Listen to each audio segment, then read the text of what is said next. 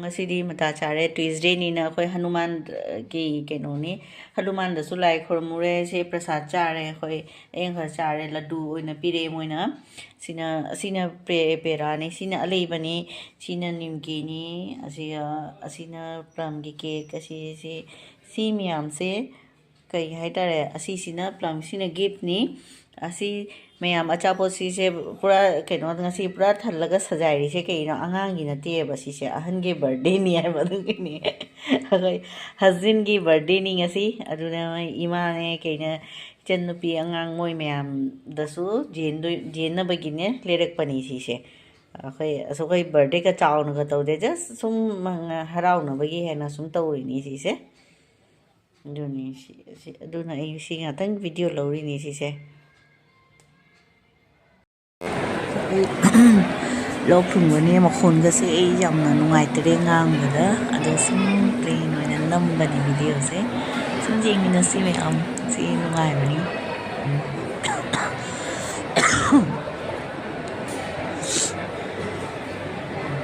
winter season ni ne di lok along sum taw na re ai sum sang ma te na sum jing si video si ta ji mi na shi mafam ji yamma phajabani na ina share tori ni myam da aduga chana bagi sizzler hai do si ni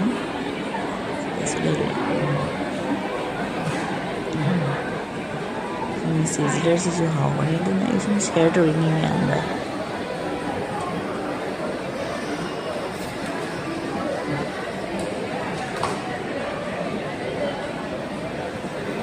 Hajabaduga aina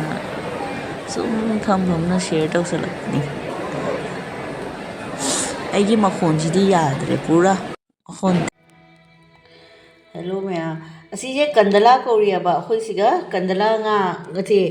kandala kori se mayam se munna jing se kandala ko ni da hayeng di khoi sagon je ni na nga cha de ba sagon je je aduna ngasi gi tamak ta khateng khaderi ba nungang ni na jam hebi su chaning de adu ama lere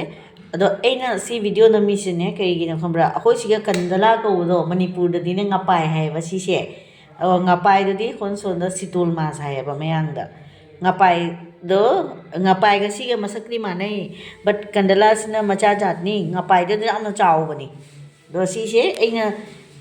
video na mi se tu mayam da sum share to ni na to ri ba je manipur da kandala se ngapai thori aduga akhoi siga na kandala se kandala ko ri se ngapai na te ngapai do acho bodo ko ri smai masak oi bani maku su smai kop pani maku si chu do ni se yam do ni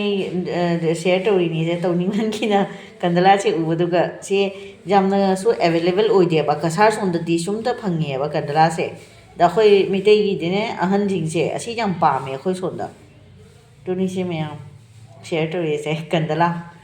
do manipur gi di ngapai hai ta re si se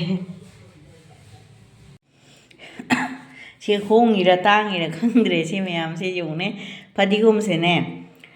kaino ni se mapun se manga khak to se lupa tara hai siga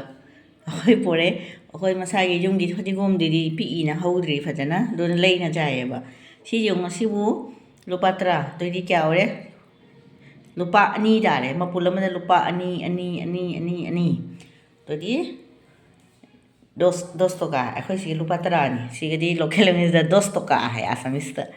dos toka gi pas muthi pireba asoda muthi mari tawre ba moina do angkha hapchulu hairaga moina hapchali ni ba chini pitru se hapchale ba si se to di si yo mari manga sure se muthi ma gori se akhoi siga mapul se asamis ta muthi gori sari muthi pas muthi da dos toka hai asike gi kom jadre keno mari khakne ba muthi da but ase manam nungsi bani aduni adani moi haba local ni hairaga adu angkha hapo hairaga happy ni macha se happy ji jung do nai me ada sum share to ningi kadai de kasar son da di kyam maman da pinari ba manipur son da khoi di idea li te si guwahati da di mapul da sigapi manam di nungsi re go si se hello maya event do chak pijare 이벤더기 자켓레시 매암 간달라 nga두니 시니 만이푸르다 ngapai 하이도 almost ngapai अखोई सिगे थोवा ngapai दुगा chap manabani kandala sichu chauradi kandala duna apikpa jat oini ngapai duna achowa jatni asini gi ngasi ibendaw da katle aduga sigana alu gane uri uri nate sorry alu ga kino pong hawai haitare mi na pirikpani pong hawai si jumgini aduga ame pi tawre sisi ji asi pong hawai do ai show to ge ju sisi ni smai si tawri ba pong hawai khori ba si se jum da pan bani do je maru ga change si se khara kui re sum lei ba du ge ina kino ame pi taw sale mesale alu ga si ga to na si hawani irom cha ba so hawani do ni maru change si se fajana jum da pan bani si se mayam दुगी ऐना से share तौनी तौनी सी even उदी पाममनी Sumo अचुंबा फदिगोम का हापगा अनोबा इनमदा गिदो अदुदो हावरनी सी से ऐना तौरे चिनी रो ngasi ऐना share तौरे से मयामदा दुनी even उगी कटखिबदो ngapai हाइरो कंदला Manipur न ngapai थोंग ngasi दी पिजरे even उदा कटले